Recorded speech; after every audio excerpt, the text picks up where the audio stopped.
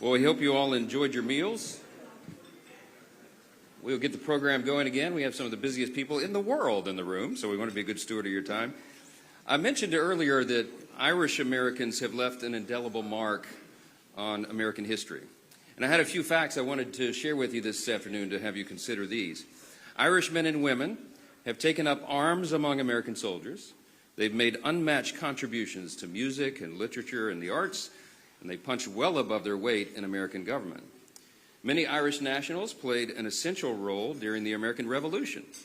John Barry, for example, was an Irishman who received the first commission issued by the Continental Congress and is considered the father of our American Navy. He later became the first Navy captain to seize a British ship. We had three Irishmen who signed our Declaration of Independence: George Taylor, Matthew Thornton, and James Smith. One of the most recognized houses in the world was designed by James Hoban, an Irishman from County Kilkenny, when he designed our White House. And 23 of the 45 men who have served as United States President have Irish heritage, many of them proudly. And same for hundreds of congressmen and senators who have walked these hallowed halls. Today we celebrate their contributions and the truly special relationship among the United States and Ireland and the Irish people. So join me in a toast. Here I am again without a glass. I'm supposed to be toasting. I'm going to grab one. Thank you. A glass of water, no less. It works as well. And the toast is in, hold on, man, I am really messing this up. But we're all friends here. And I don't know where it went. All right, I'm just going to toast. It was a beautiful toast, trust me, it was great. To the United States, to Ireland, to this beautiful relationship, and to all who aspire to be Irish around the world. Cheers. Solange, that's right. That's what I'm supposed to say. I have the pleasure of introducing our own head of state here. This luncheon offers an opportunity for both Americans and the Irish to reflect on our past and on our future. In 1981, Senator Ted Kennedy and Senator Daniel Moynihan and Speaker of the House Tip O'Neill started this great tradition, the Congressional Friends of Ireland. They aim to celebrate their shared Irish heritage, deepen ties between our two nations, and promote peace and reconciliation in Northern Ireland. In 1983, the Friends of Ireland Luncheon was born when President Ronald Reagan, of course of proud Irish heritage, and the Taoiseach visited Capitol Hill to celebrate Irish heritage and St. Patrick's Day. This lunch was the embodiment of that, of charity and friendship across political differences, and it has led to real-world international diplomatic successes. Many historians credit the advocacy of the Friends of Ireland caucus as essential in the signing of the Good Friday Agreement. And we welcome continued efforts to promote and preserve this agreement and promises of a bright future for the Friends of Ireland. Last year, I hosted this luncheon alongside President Biden. Our political differences were on stark display. It was obvious. That's an understatement. But he was our incumbent Democratic president, and I was the Republican House Speaker. And still, we shared laughs at the table at this event. It was one of the rare moments of the year where we could do that. That's what this celebration is all about. We laid down our swords, and in the spirit of Tip O'Neill and Ronald Reagan, we broke bread together and celebrated what binds us all together rather than what divides us. This year is a little different, of course. The political dynamics on Capitol Hill are extraordinarily different. President Trump is back in the White House. Republicans control both chambers of Congress. Here in our form of government, we call that unified government. A year ago, people thought I was crazy for predicting that we would be here today, but we are. And we're facing a new dawn for America and our bilateral relationships. And I know that we can look forward to working together to promote and preserve our friendships. It's an important, informative time around the world to do that. So in keeping with the proud U.S.-Ireland tradition and the spirit of the Friends of Ireland Luncheon, it's my great privilege to present the 45th and 47th President of the United States, Donald J. Trump.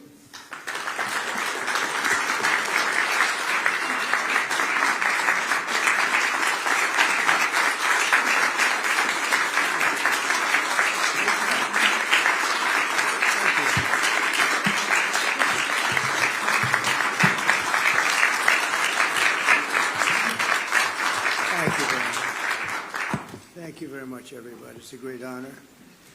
I've been here just about every time. We had one that was terminated because of a thing called COVID. I don't know if anybody's heard of that, but that was never pleasant. And we would have been together twice, but we had COVID interrupted twice, and I appreciate seeing you again, however. And you've done a fantastic job. We very much appreciate you being here. And I also want to thank my new friends from Northern Ireland for being here, who I just met. Thank you very much. It's a great honor. Great honor. And I must say they spoke very well of you. So that's good. That's good. And great to be with you. And thank you to Speaker Johnson, and thank you to all of the members of Congress who are here, quite a few, most of which are Irish, most of whom are Irish. And we welcome Taoiseach, and I love the name because Michal, but it's Michael. I said, how many people call you Michael? It's exactly Michael. I said, he said, about 50%. I said, do you get upset when they do? He said, no, but I'm going to call you Michal because that's the way it is. Martin, who has really been terrific. I've been with him quite a bit. I've spoken to him quite a bit, and we're going to have no problems. And his wife, Mary, we welcome you to America. Fantastic people. And it's really a wonderful annual tradition being here. We're also grateful to be joined by Irish Ambassador to the United States, Geraldine Byrne Nason. Where's Geraldine? Hi, Geraldine. Thank you very much. And the entire Irish delegation. And I know we're a little bit, everybody's a little bit late today, but that's okay because we're celebrating the Irish, and I think it's okay we're a little bit late. I also want to congratulate a friend of mine, Ed Walsh. He's a great golfer. He's a championship golfer, actually. Not quite as good as Rory, but that's okay. But he's right up there. He's won many club championships, and he's one of the best golfers you'll ever see. And congratulations, boy, you're going to have fun over there. He's going to be the ambassador to Ireland. So congratulations, Ed. Well, maybe it is thanks to me, but you're going to have a good time. You're going to represent us well. He can do most of his business on the golf course, too. That's so nice. But he's got the best job of anybody. And I really appreciate so many of my friends being here. So many great friends are here. This afternoon, we're gathered to celebrate the deep and abiding ties of history, family, and friendship that bind together Ireland and the United States of America. The Irish-American patriots have been part of our national history in our country's earliest days. Amazing history they have with our country. Irish-Americans fought heroically in our war for independence, served with honor in the crucible of the Civil War, and won fame and valor among Theodore Roosevelt's famous Rough Riders. They were Rough Riders. By some estimates, more than 2,000 Irish-American warriors have earned the Congressional Medal of Honor. This is an amazing statistic because who would ever think that's even possible? It's more than 50% of the medals of honor were won by the Irish. I'm going to have to check that. That sounds like, that's an awfully good statistic. We're going to have to check what's going on over there, huh? But that's an amazing statistic, actually, 50%. This includes the great Audie Murphy, the most decorated enlisted soldier in American history, whose service in the Second World War earned a Medal of Honor, 2 Silver Stars, a Bronze Star, 3 Purple Hearts, and the Legion of Merit.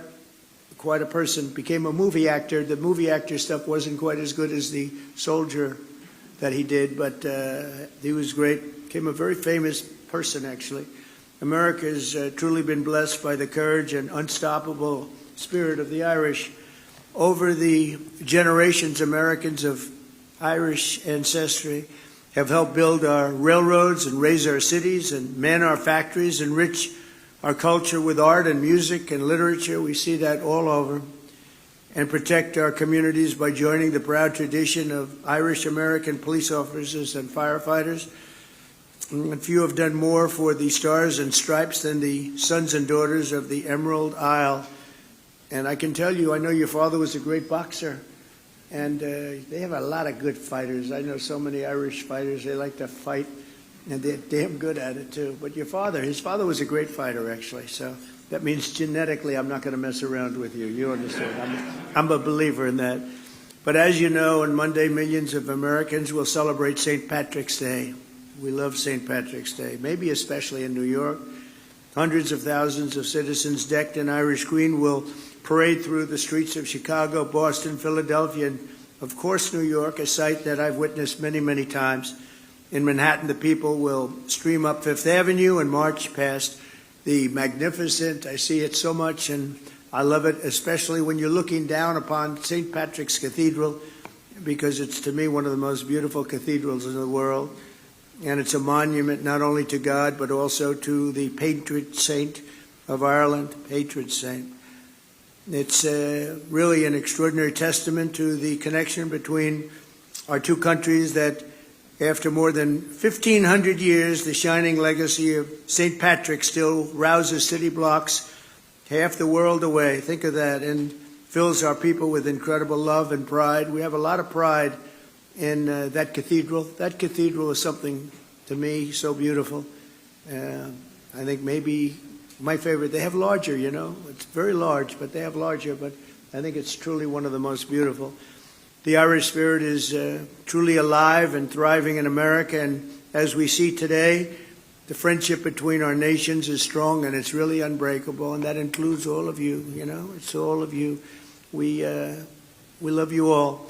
So Taoiseach, I want to just thank you once again for being here. It's an honor, and hopefully we're going to be doing this at least 3 more times, okay? We're going to be doing this 3 more times, at least. And when I say at least, they go absolutely crazy.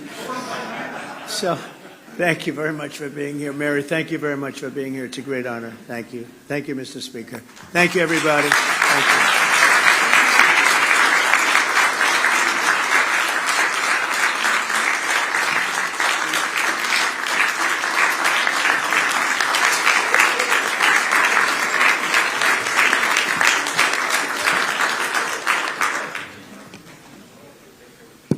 Thank you, Mr. President.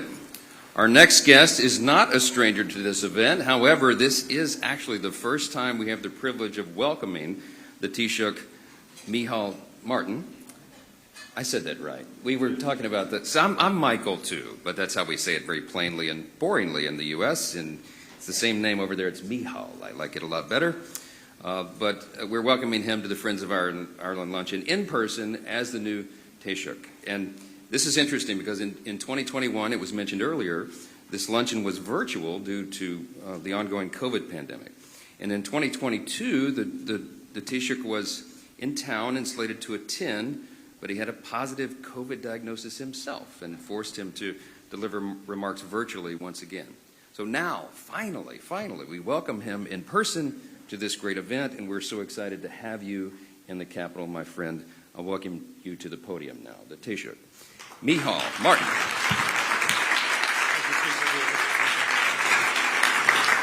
Thank you.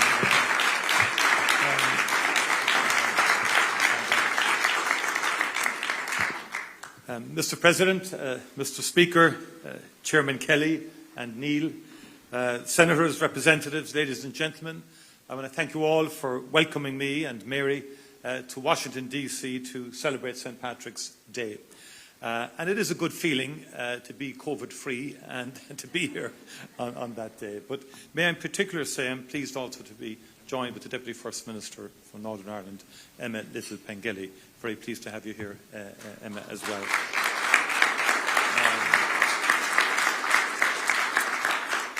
This is a cherished opportunity to break bread with our most steadfast friends.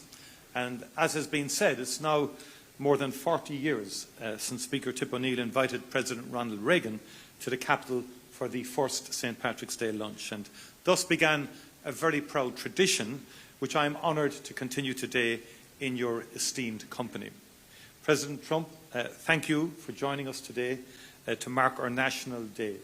You are a great friend of Ireland, and by the way, all those statistics that you quoted are absolutely verifiably true. Okay. I also know, President, that there is one small corner in the west of Ireland, a beautiful and remote part called Doonbeg in County Clare, which holds a very special place in your heart. And we hope to welcome you back to our small island and indeed to these particular greens very soon. Speaker Johnson, once again, you have graciously gathered our dear friends in this august House to mark St. Patrick's Day. You too are a true friend of our nation. We thank you for your hospitality in what is a very busy week for you. For centuries now, America has been a place of welcome and opportunity for Irish people. Our nation's green has been threaded through the rich tapestry of the United States by almost 32 million Irish Americans. Their forebears left a very different Ireland to the one we know today. Many were fleeing the grinding poverty and terrible hunger which blighted Ireland in centuries past. They left in desperation, but also in determination to forge a brighter future for their children. They channeled that commitment into building stronger communities and ultimately a stronger nation, this great nation. Many of their descendants are with us today, true friends of Ireland who continue to work tirelessly for a future of peace and prosperity on our island. Indeed, we need look no further than the co-chairs of the Friends of Ireland caucus. Our dear friends, Congressman Neil and Congressman Kelly's bold leadership and vision unites Irish American members from both sides of the aisle through the Congressional Friends of Ireland caucus. Throughout our troubles, the Friends of Ireland, Republican and Democrat alike, held fast to a vision of Ireland not marred by violence or terror. You worked unrelentingly to realise that fragile hope.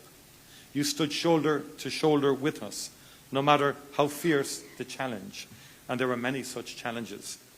And it is that same determination that together we must devote today to today's conflicts in the Ukraine and in the Middle East.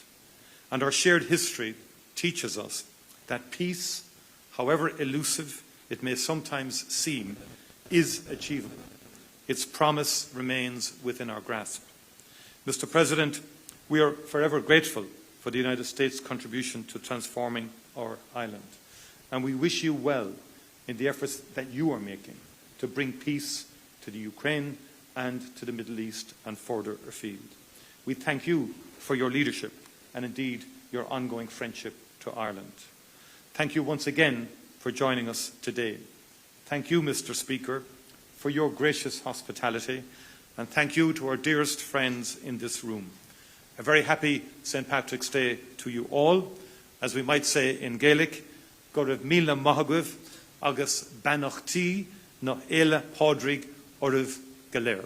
Go raibh míle maithagah. Thank you very much indeed. Don't miss out. Log on to oneindia.com for more updates.